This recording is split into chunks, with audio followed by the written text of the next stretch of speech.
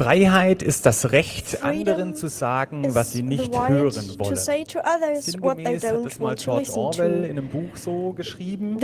Oder man könnte in Deutschland auch sagen, keep calm and go to Karlsruhe. You could also say keep calm, go to Karlsruhe, like Die Gesellschaft für Freiheitsrechte wird in den nächsten Talk vorgestellt. Es werden zwei Leute diesen Talk machen. Das eine ist der Ulf Burmeier, der ist Richter in Berlin, wissenschaftlicher Mitarbeiter am Verfassungsgericht in Berlin. Er macht einen Podcast, Lage der Nation. He's working at the Banse, einem Journalisten, der so das aktuelle politische Tagesgeschehen ein bisschen aufarbeitet und bewertet. Er ist auch aktiv im Bereich Netzpolitik, bei der digitalen Gesellschaft, ist Jurist. He is also with the Digital Society. Was macht für die GFF. Und er macht es zusammen mit Nora Marquardt. Nora Marquardt ist auch Juristin. Civil Law, and he's in der GFF.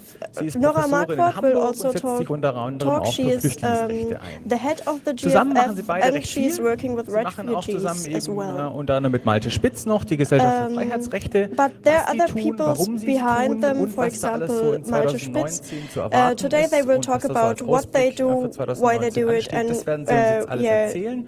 Bitte nochmal einen how they Riesenapplaus für Nora formed in und Ulf. 2009. Please applause for Nora and Ulf. Ja, hi, vielen Dank, Konstantin, für die Einführung. Hello, thank you for this introduction. We're here about Freedom Needs Fighters. Kämpfer, Kämpferinnen und werden euch das Konzept strategische Prozessführung vorstellen. We present you the concept of strategic process management. Dass die Freiheitsrechte verteidigt werden müssen, auch We want to defend the civil rights, also in the digital space. Ich bin im Vorstand der Gesellschaft für Freiheitsrechte und neben mir steht. Ich bin Ulf Burmeier. Hallo, herzlich willkommen zu unserem Talk. I am the Wir freuen uns sehr, dass Sie alle hier chairman sind. of Uns zunächst ein bisschen zuhört, aber wir GFF. wollen nachher auch mit euch ins Gespräch We want to kommen. discuss afterwards with you. 40, 45 Minuten. So we will talk about for 45 minutes and then we can go into a discussion and wait for your Ja, die Freiheit ist input. in Gefahr, das ist erstmal unser Ausgangspunkt. Wir Freedom sind is in vielleicht ein danger. Land, wo man sich sagt, naja, das ist ja schon so im Vergleich weltweit eher eines der Länder, wo die Freiheitsrechte denen ganz gut geht. Our country is more or less a place where it's working quite well, but we have not only problems with Putin, we have also freedom in danger in Germany, and especially where the digital world is concerned. Viele Themen geliefert, sag ich mal. Ja, genau. Die Große Koalition sorgt im Grunde seit Jahren The big coalition is always passing new laws where they infringe the freedom rights, because in the political process there is nobody who is looking after it. Und wir wollen in unserem Talk kurz In our einmal talk, Problemfelder, we would like to show where are the problems, where are the issues. aber natürlich auch Probleme aufzeigen, denn dieser Talk soll uns jetzt ja nicht alle frustrieren. We will not go frustrated. We want also to show what are the solutions, how can we act against these things and protect the civil rights and human rights. Demonstrieren ist wichtig. Wir schreiben mal so schön, keep calm and go to Karlsruhe. Wir wollen natürlich überhaupt nicht, dass ihr calm bleibt. We don't want that you keep calm. We think you can also be very furious, but sometimes you have to file suits. That's why GFF is here. Noch eins draufsetzen quasi.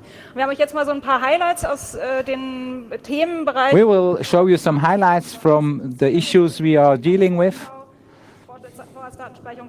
For example, Trojans, mass surveillance, freedom of press, information, freedom of information, and so on.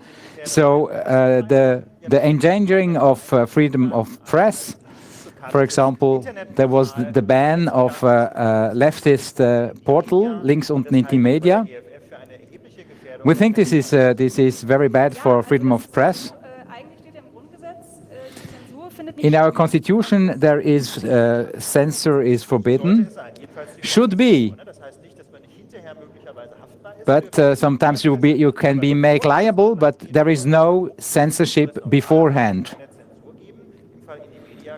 And in this case, you can ask, is this okay in the case of Intimedia?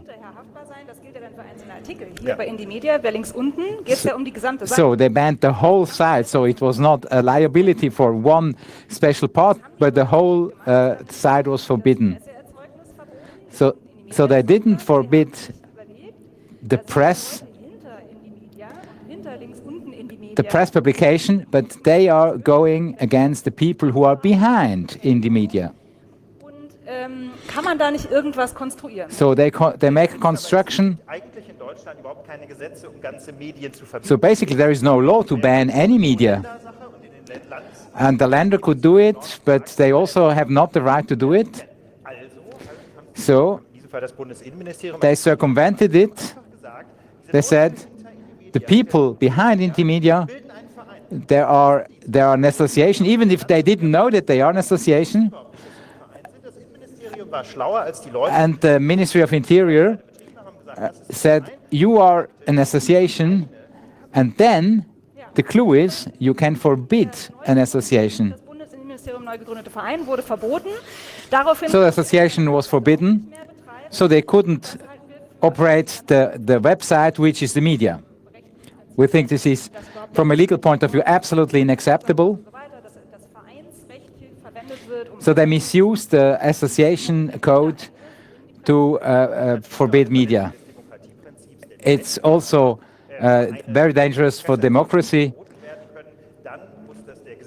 because this would be that the parliament should be in charge of doing this and not a ministry. So you see how the civil rights are endangered. Another example is Twitter accounts. So of course the Twitter accounts are often very sharp against the state also, and authorities are also using Twitter, so they can be attacked on Twitter also. In dieses Terrain und gründen Twitter-Accounts und versuchen. So you have, for example, police authorities who are making press work via Twitter, and sometimes where there is a critical feedback. So if the same person is always critical against the authority, then what do? Yeah, you're blocking them. Yes, you're blocking you press the block button, but the problem is that if you block journalists or people, that they don't really have the opportunity to do anything against it. So you limit their possibilities to inform themselves, and you can also limit press freedom by that. And is there security for information freedom? And yes, there is in our constitution. You can actually file a charge against the authorities who banned you, and there is a form for that, and you can ask them to say why they've banned you. And that usually works actually, because normally they don't know what to write. Yeah, you can find such things at informationsfreiheit.org. Einschreiben reicht. One letter is enough. But there are other problems for freedom of information.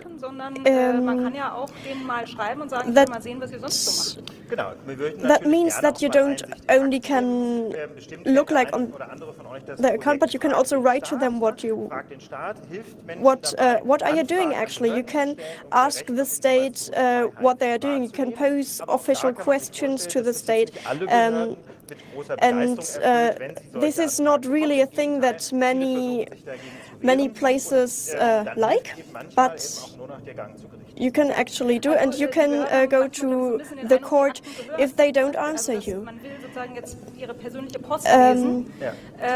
Da muss man sich vielleicht noch ein bisschen vor Augen führen, dass so Behörden ja zur Exekutive gehören. Authorities are part of the executive, and they are elected. Ins Amt gesetzt, und da die Gewalt, alle Staatsgewalt geht ja vom Volke aus, das heißt auch... And the highest authority should be the people, and they are also the people who is paying the authorities and the government. If we all pay taxes for their work, then the authorities should be held accountable for what they are doing. For example, there are several parts where there is not working in defense. I think it's a long process to go through it. We want to, sometimes we have to go before court. Then you have the dangers for blowers. So people who are publishing things which are kept secret, for example, information about companies who are doing things which are not okay. Sometimes even illegal, a huge mess, nobody knows it, and these whistleblowers, they can leak, for example, some documents so that there is a public discussion about what's happening. And so the state can be active, make a new law, new regulations, or the police can act against it. The issue is that there is a huge legal risk for a whistleblower. If you are working for the state, then it's even a penal law against it. But even if you are working in a private company, this can be divulging secrets, which is also not allowed. So we want to protect the whistleblowers. Even for journalists, there is very few protections, and so they are endangered. Data fencing is also something punished by law. So this means that for journalists, they might be looked at as fencers of data. Basically, it's going against using stolen data. Der Grundgedanke ist aber eigentlich ganz plausibel. Der Grundgedanke ist nämlich, man möchte nicht, dass gestohlene Kreditkarten... The idea of this law was basically that, for example, credit card data are not divulged. But the law says just any kind of data can be fenced. Even whistleblowers, they are acting illegally, even if it's legitimate what they are doing. Von Whistleblowern weitergegebene Daten. So data coming from a whistleblower could be data fencing, and as a journalist, you can be punished if you are using it. Kann man sich vorstellen, ist ausgesprochen gefährlich für die. This is quite dangerous for the freedom of press, of course. And even experts which are asked by a journalist for analysis of data are under danger. For example, IT experts who are analyzing data sets of mails, inbox of Outlook, for example. For example, if you want to look if it's authentic. As a journalist, you will ask an expert to authenticate, for example, some data. For example, an expert from CCC, and even this expert could be a data fencer if this inbox was leaked. Umfeld strafbar machen wegen Datenhehlerei, einfach weil es sich ja in Anführungsstrichen gestohlene Daten handelt. Also man kann sofort erkennen, so even these experts could be charged if they actually have looked at those data because it could have been stolen, and that is a huge problem for press freedom. Ja, also noch ein Fall zum Whistleblowing. Yes, here we have a case of whistleblowing, of data fencing, a very new case. It's Hermann Theisen. He is an activist who is acting against illegal weapon exports. Yeah,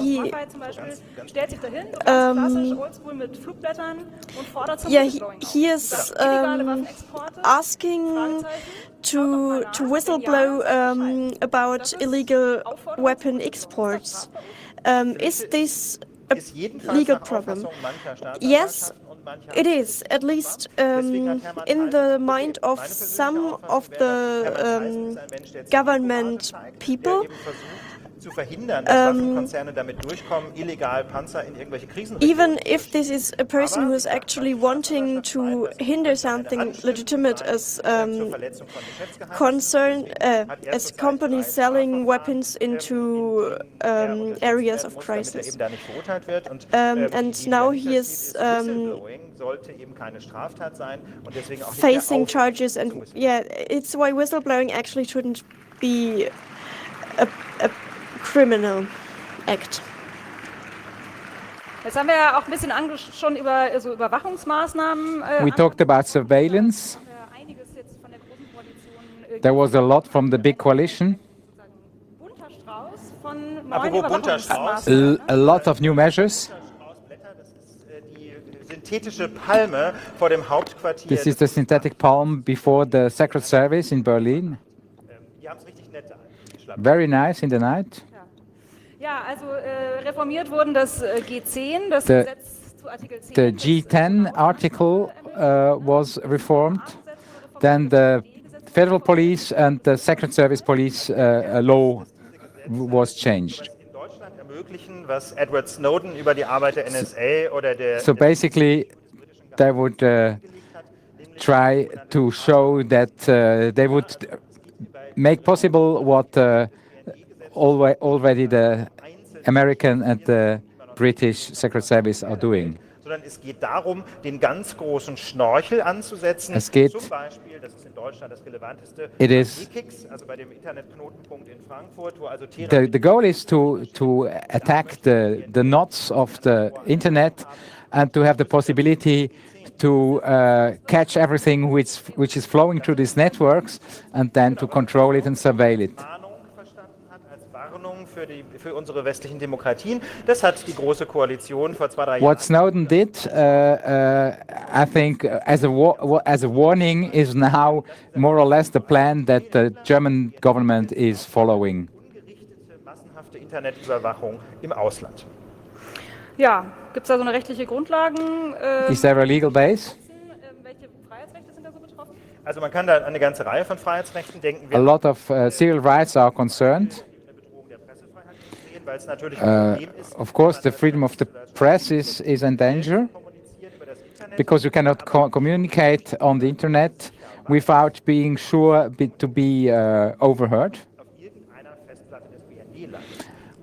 And then goes into the data storage of the Secret Service, which of course is collaborating with other Secret Service from other countries. We are a state of law, but you never know where these data are flowing.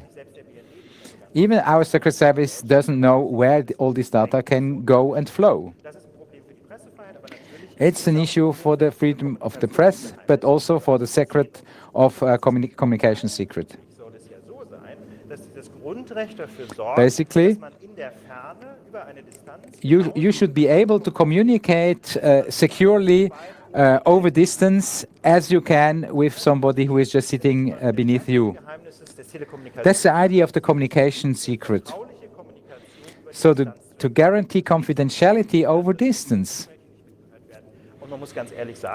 And honestly, I think the Secret Service has just abolished this right, more or less, with his capabilities and possibilities to suck everything out of these data networks. A lot of storage is also done. All these metadata are storaged. There is a special law for the Secret Service which also is used. It's not nice. We think this is a law against that we have to act. Machen Sie sich keine Sorgen. Ja, machen Sie sich keine Sorgen, hieß es auch, als damals die biometrischen Passbilder eingeführt wurden. So for example, when the biometric pass pictures were introduced, you even have allowed to smile. Many people had issues with the data protection, and it was told nothing would be used, everything is secure. Was sollen wir machen? Der Ami will das so. But because we did it because the Americans wanted it. But there is nothing to do. Surprise, surprise. Of course. There are people interested for these pictures.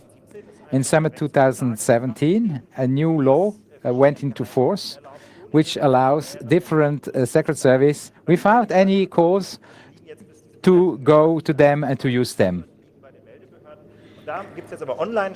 So they are stored by the authorities, and the Secret Service can suck them out. So this is like a self-service for the Secret Service.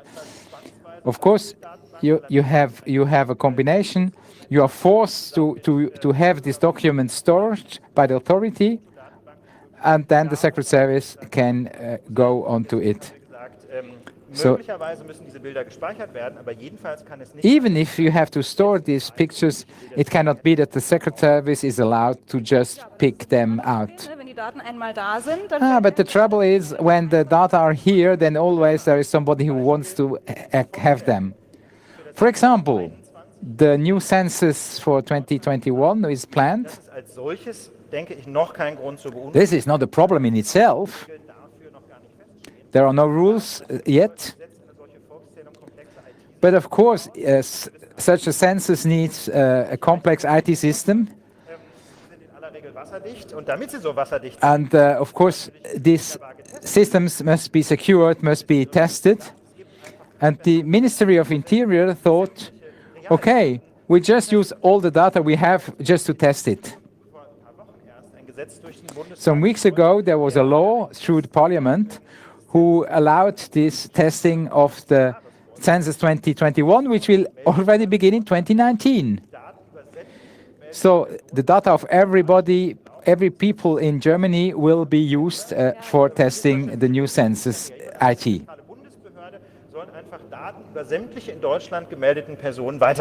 Und sind die Datensätze so anonymisiert und so? And the data are anonymized? No. These are real data because the IT system cannot be used otherwise. So the Parliament was asked if we could anonymize it with a with hashtags, but they said this is too expensive. Wenn wir das nämlich machen würden mit den Hashes, dann müsste ja jede Meldebehörde für ihre gemeldeten Menschen so einen Hash berechnen. So every authority has to calculate their own hash, so they thought we put all the real data together, but don't. Yeah, we will clear them as soon as we have used them. Ja, es ist auch einiges auf Landesebene los gewesen, ne? Also there has been much on federal state level as well. Many have heard about Bavaria. There is a new police law, the BIPAC, Polizeiaufgabenrecht. It's a really big law. Usually there is federal police and federal state police, and not one for whole Germany. You have heard much. Yeah, we have heard much about the Bavarian law. One topic was the government Trojan. This Trojan can actually hack into computer of people. If there is, yeah, you can use it preventively if the authorities think you might do a crime. And this preventive measures can be taken much in advance. So to prevent terrorist actions, even if only a small group of people is meeting, this could actually be a problem, and this Trojan could be sent to them. That's what police authorities say, because that could pose a danger. and that would mean that different authorities, police, but also other official authorities of Germany can hack into smartphones, mobiles of people. I don't want to go too far into how far this could reach, but maybe later we can do it in a short way. But yeah, at first we want just to post this keyword, government Trojan. Another important keyword is preventive captation. Kann dann tätig werden, wenn es Gefahren für die Sicherheit oder Ordnung gibt. If it seems like there is danger for the public, or if something is a building could collapse, that's a danger. And now also a person can be a danger. Is this a person who could be concrete? There is concrete danger from it? But no, it's quite complicated. You can't really say, I'm not a danger. It's like this word of danger, it's very, very... etwas Gefährliches passiert und, wie gesagt, gerade besonders schick bei den neu geschaffenen Polizeigesetzen. In the new police laws, you have the preventive keeping of people, preventive arrest. So sometimes you could arrest the people for a very short time. And today there is much more time in the police law where you can use it. So even if the people hasn't done anything, you can keep them in arrest for quite a long time. In Bavaria, they are especially keen of this new right and possibility. So how can you prove that you are not a dangerous person? And if you are in arrest, then of course you are not dangerous. But as soon as you are out of it, you could be dangerous some way. Genutzt werden. In Bayern wird ein Fall berichtet, wo Geflüchtete in einer in Bavaria, an asylum seeker has a problem with the housing, and then some of these people were for weeks in preventive arrest, because there was unrest in this housing. So preventively you can do a lot of things. You can arrest people, you can search them. Could be dangerous. You don't look what's happening. You don't look, have they done anything? They are just looking forward what could happen. Sometimes it can be reviewed by the court, but if it's an imminent danger, it's very difficult to prove that you are not dangerous. It's a very flexible law, which allows a lot to the authorities. And it's not only in Bavaria, but also other länder that you see here on the slide are also trying to do the same thing. So if one land has done it, others are following.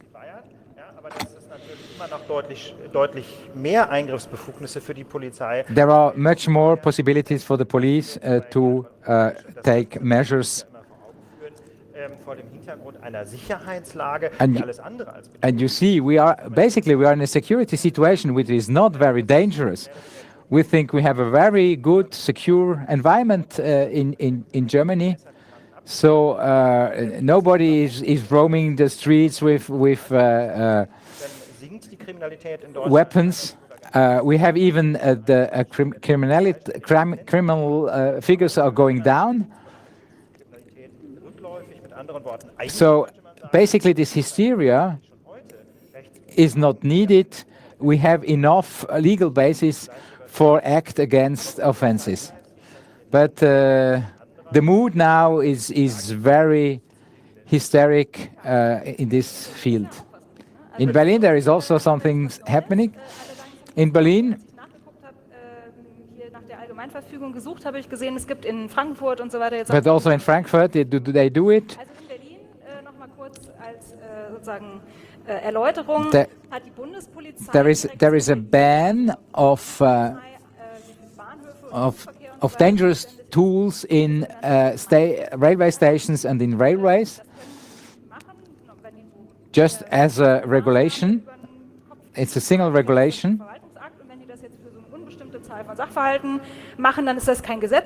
So it's not a law, it's a simple regulation, but a general regulation. Of course, they didn't do it on their own. Of course, it was allowed. So the legal base in the public transport, there are so many people with dangerous weapons or different tools which could be dangerous. So this is something they took from the penal law. It's the dangerous tool. So it's not dangerous in itself. It is dangerous when how is it is used in a certain manner. And of course, everything can be used. You can even have a laptop. If you have a very good laptop, you can bash somebody with a laptop. So it's a very dangerous tool that can be forbidden. Bottles or canes. So basically, anything can be a dangerous tool. And Swiss Army knife, of course, also. Now, is it dangerous because it could be used? If this person has this kind of tool, then of course this could be very dangerous.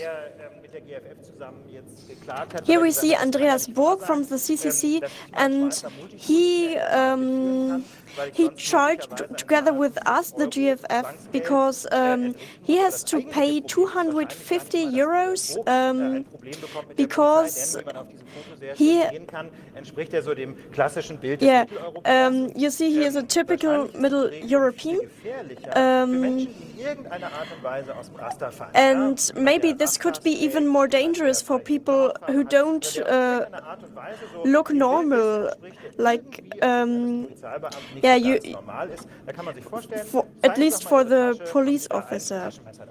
And maybe this person has a knife with them. They can stop and search, stop and frisk, like in America. Is this against civil rights? It actually is. Well,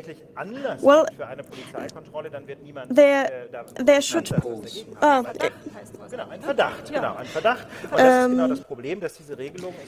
So you not only ask a suspect person, but you can ask her without any cause. So in Berlin, people have not only dangerous tools, they have sometimes also some drugs with them, and then you find it incidentally, and then you can use this. So this was now the situation, and we say liberty is for everybody, freedom is for everybody.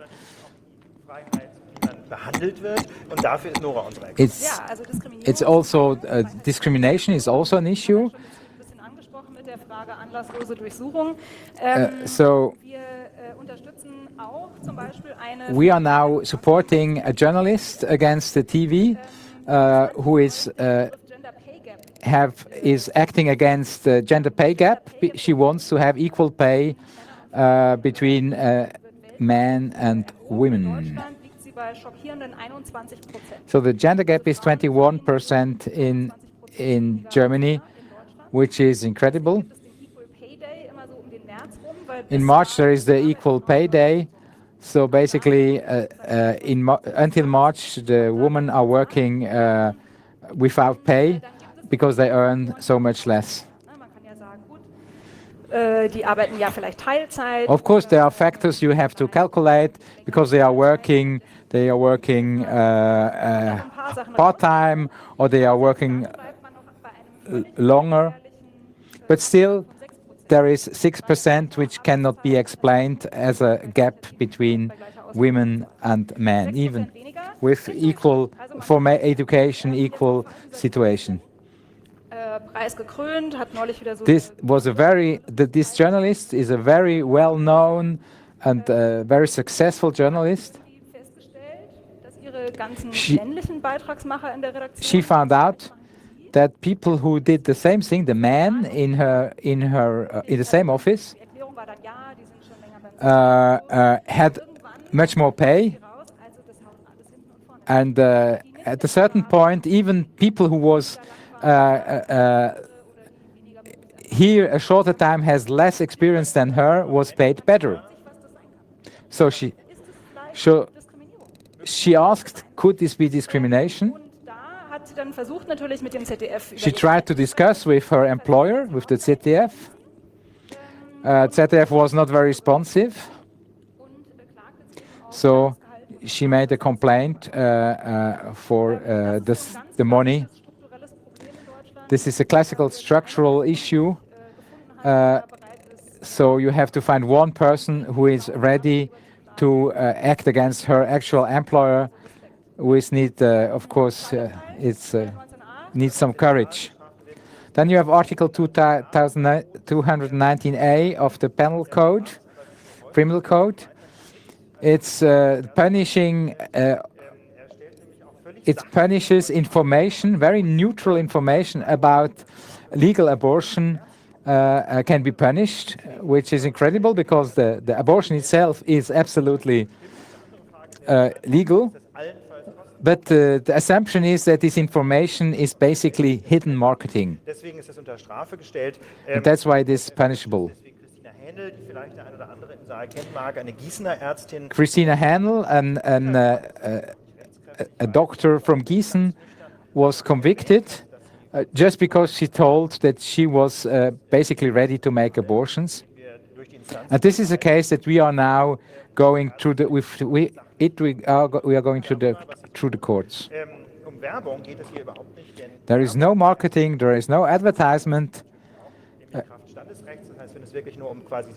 So it's absolutely not the case. But this is of course, marketing is not allowed. But neutral information is absolutely a different story and should be absolutely okay. So this was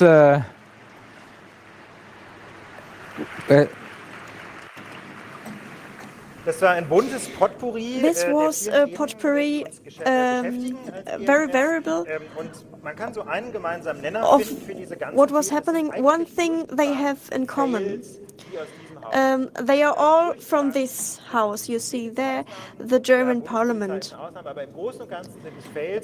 In general, this is files from the German government, for parts also from the federal states.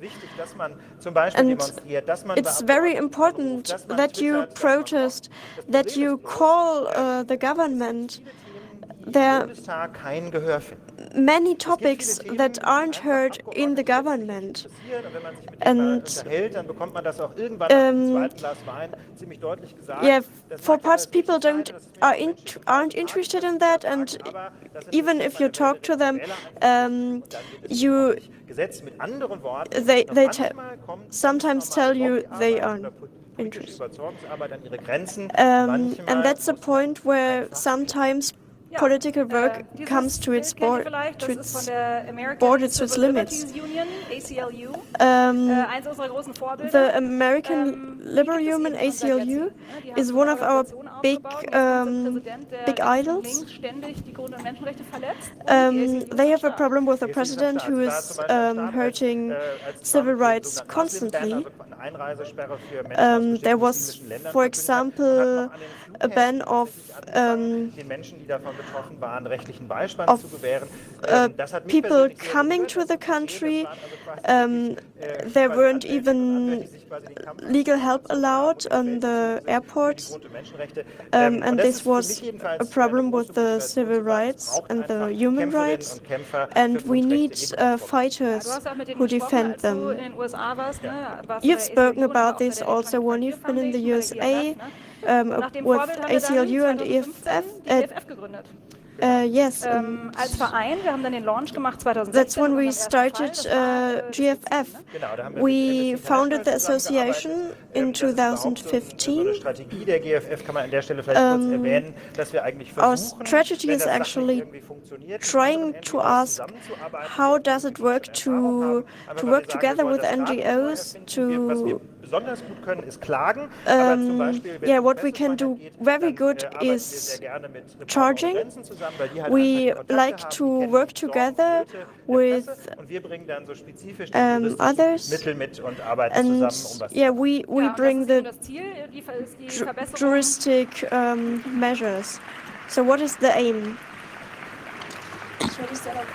Das Ziel ist eben die Sicherung, die Verbesserung der Grund- und menschenrechtlichen Standards. So we want to secure and better the civil and the human rights standards. And beneath the political instruments, we are using the strategic process management. We will tell something about it. You see us two, and there are two other people, also legal specialists, which are on our board. Malte Spitz is known because in 2011 she brought the telecom before court because they were giving data to the police.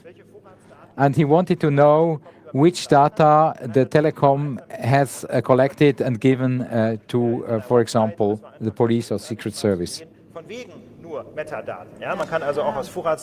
And you can use a lot.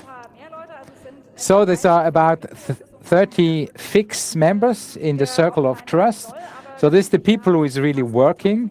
And we have 2,400 sponsoring members who are supporting us. Our team has grown. So there is not only the board who is volunteering, but we have also paid employees. We have a secretary general. We have litigator, fundraiser, communications. We have legal help and interns. Juristen und Juristinnen im Haus, im Legal-Team, Fundraising, Kommunikation und so weiter. Wir bilden natürlich auch aus, klar, Ehrensache. So we're also forming them. You can meet them on our stand in the Congress here. About Freedom Space, you can find us. So come along, and we're happy to show you around. Yeah, we have nice merchandising material you could get. And our legal helps and interns are waiting there for you. How are we financed? Ja, wir sagen immer, wir sind so eine Kriegskasse für die Grundrechte. So, we are a treasury for the civil rights. So we have the money ready. We are having an infrastructure. Everything is ready. And this is, of course, costs a lot of money. For example, to work with lawyers and so on. So donations are very important, and the sponsoring members are very important. So they promise to pay a certain amount every year, like a subscriptions. You see, it's sustainable, it's independence, and it's also you can also plan the income. Because of course we have a lot of costs running. So if we know how much money we get from our sponsoring members, then of course it helps a lot to be independent. 90 euros a year. You can of course pay also more. So there's a beer for freedom per month. So this is a reasonable amount. Vor allem an unsere vielen Fördermitglieder. Wir haben nämlich gehört, es sind ganz viele schon am Stand vorbei. We have a lot of our sponsoring members who came along on the stand on the CCC. So it's very nice. Give them an applause. And we are also financed by partnerships. You see some partners we are working together. Compact, CCC, Netzpolitik. Just in the moment where we were starting, when we had quite a few sponsoring members, it was very important to have this institutional support to finance the complaints we want to file before the courts. Now, what is strategic process management? Strategische Prozessführung, was ist das eigentlich? Das heißt natürlich strategisch. So basically, there is a long-time strategy for civil and human rights. We have specific categories where we are working. So we are choosing very carefully the cases. We are trying not single cases, but to find the right plaintiff who has the biggest chances to win the plea. We have now a dozen of cases who are pending. So some cases are developing, others are in a special situation. So, but we have done quite a lot.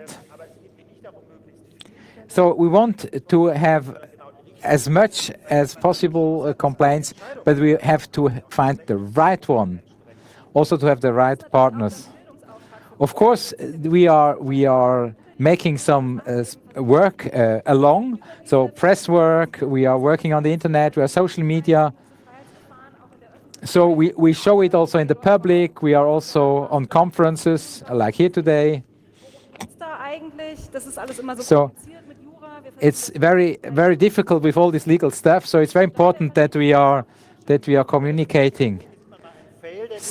So you show a fail that I try to put the folder into the postbox of the Constitutional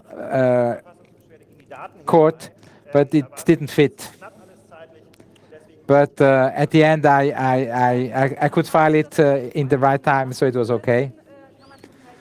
So in Karlsruhe, you can sometimes make the complaint directly, but in other cases, you have to go through all the instances, and sometimes you have also to go to different kind of courts. So then sometimes you need also an amicus brief, which means that there are supporting acts for you.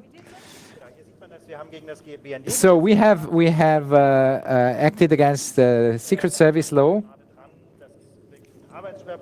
This is now very important, and we are working on it. That's one of the focal point.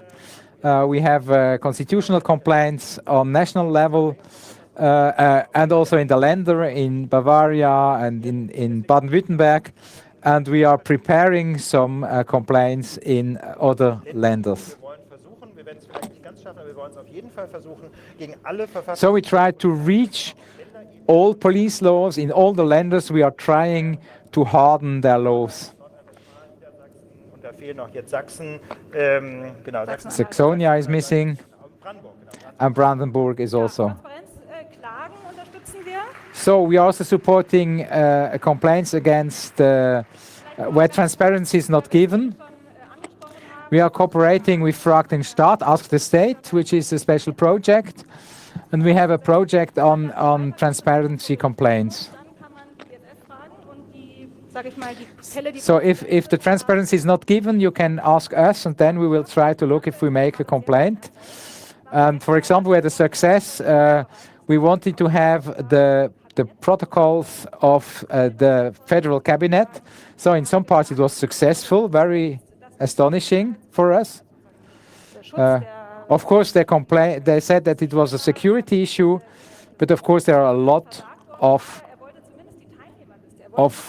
some parts. For example, the participants of the cabinet meetings were published for Markus Beckedahl. So it was basically regarding one specific cabinet decision, and there were different people working on the lobbying side and on the government, and he wanted to show that there was some kind of collusion. And we are preparing some other cases. I already thought about the police laws. Then, for example, also for sponsoring of research, transparency. Wir glauben, dass es so wichtig ist, dass es eine Organisation wie die GFF gibt. Denn wie gesagt, das Gesetz ist Ende November, Anfang Dezember durch den Bundestag. Also the census law it's quite an urgent thing. The law passed in November, but the data transfer I showed before is already planned for January. So you have to act very, very quickly, and you have to be prepared, and that's what we are, and that's why we need also the money to help this preparedness. And of course, freedom needs fighters. Thank you. Have you questions? Ich mache die Frage, du die Antworten, oder? Ist okay?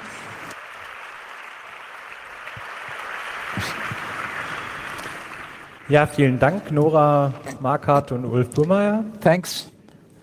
Ja, wir haben Zeit für Fragen. We have now some time for questions. Ich sehe schon die ersten I see already the first person on the mic. Ja, hi. Vielen Dank für eure Arbeit. Thanks for this work. Ihr seid die Gesellschaft für Freiheitsrechte und ihr habt You are the GFF, and you said that for you, ACLU is an example.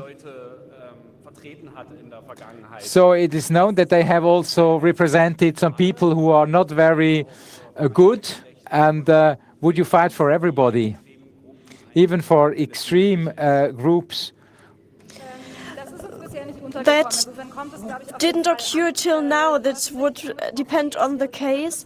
You said, yes, the ACLU, for example, helps Nazis. In Germany, the law would be a little different.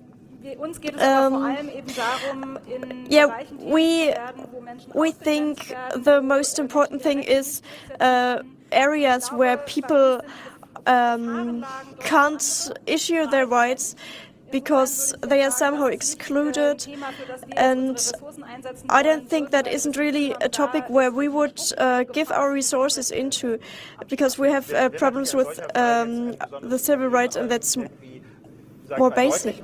Dann würden wir halt einfach versuchen, Klägerinnen und Kläger zu finden, die das Problem vielleicht so ein bisschen besser und so ein bisschen weniger kontrovers. If there's a difficult plaintiff, we would try to find a better plaintiff with the same problem.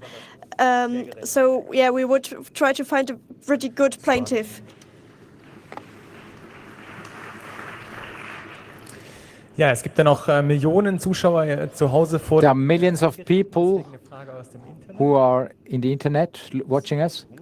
Und zwar, wie beurteilt die GFF den in diesem Jahr vollzogenen zweiten einmaligen Datenabgleich aller Einwohnermeldebehörden mit dem Beitragsservice in Köln?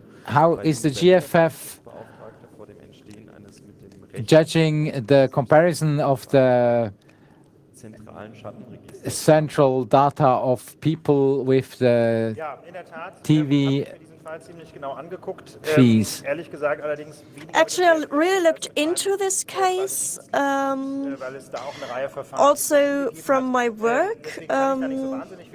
I can't say too much about this because the Constitutional Court's decisions aren't really similar about this, and yeah, it's a difficult question. Karlsruhe already has spoken. I see it critical, but there we couldn't use our resources in a good. Mikrofon 1. Jetzt gab es letztens bei der Lage der Nation schon einen Beitrag zu der Gemeinnützigkeit der deutschen Umwelthilfe. There was a discussion about the tax exemption for Umwelthilfe. Now, how is the tax exemption for you? Yes, you don't have to pay taxes. We are actually Exempted. Ja, hallo, erstmal danke für den Vortrag. Thanks for the talk. Klagt ihr auch gegen die EU-Verordnung? Und wenn nicht, gibt es eine Organisation wie eure auch auf Europaebene? Are you also complaining against EU? You can do something about EU laws that would need different courts. Of course, if this is a problem in Germany, we are in place for that. Even concretely, we are preparing something against the storage of data of people who fly. Passengers. Ja, wir haben noch ein paar Fragen aus dem Internet. We have some other questions from the internet. Ja, das Wort Gefährder suggeriert Gefahr. Sollte man daher statt Präventivgewahrsam für Gefährder lieber verfahrenslose Inhaftierung von Unbescholtenen oder eine ähnliche Formulierung verwenden? Was ist? Ja klar, natürlich ist das Neusprech. Ja? Also falls der eine oder The word offender is a new word. Karl Biermann mit dabei, also machen Karl Biermann Vorträge über Neusprech. Karl Biermann does also presentations about these new languages, about the how these words are searched, and the question is if these people are really dangerous, and I don't think. Würden Sie auch bei einer Aktion wie bei den Hausdurchsuchungen bei den Zwiebelfreunden Unterstützung leisten? Would you also support if there is a search with the Tor network people? We actually talked about the Friedel, this squad house in Berlin, and we were in a good cooperation with them. Ja, aber da waren wir quasi dran, ja, aber wie gesagt. Yeah, we were with them, but we nearly finished. But sometimes it's good to win. Good when the state works. Ja, ich wollte mal fragen, wie das mit den Ambitionen und der Erfüllung davon aussieht. Also wie viele Sachen würdet ihr gerne machen? Wie kommt ihr gewissermaßen dabei hinterher? What is your ambition? How many things would you like to do? There are new topics coming up, and there are of course all topics still active. Is money a constraint? Thanks that you talk about the money. That's an important topic. In February, a third woman will join our legal team. There are many problems that we are working more than we actually could. We are on the limit of what we can reach. We want to reach a level where we can take all the important cases and still have a little bit of air, so that organizational structures can establish. Everything that is costing money, we need time for that. The cases are part of what an organization like ours needs. Der Kongress des CCC, wir haben selbstverständlich überhaupt keine Cloud-Dienste. Congress,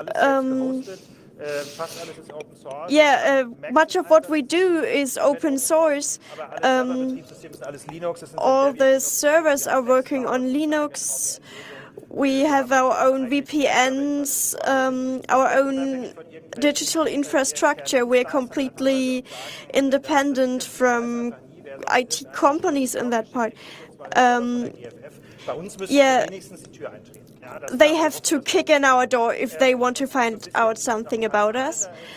And to add some numbers, we have about 200, 400 members who are paying. That's more, we would need about 5,000 paying members to actually reach the aims we want to. And we would need about 15 to 20 people working for us to actually do everything what we want to. And I hope, in Germany, I think we're a really good organization. Vielleicht die restlichen Fragen, die jetzt noch sind, später am Stand von Maybe der the questions who are left, you can pose at the stand from them. Thanks, Nora and Ulf.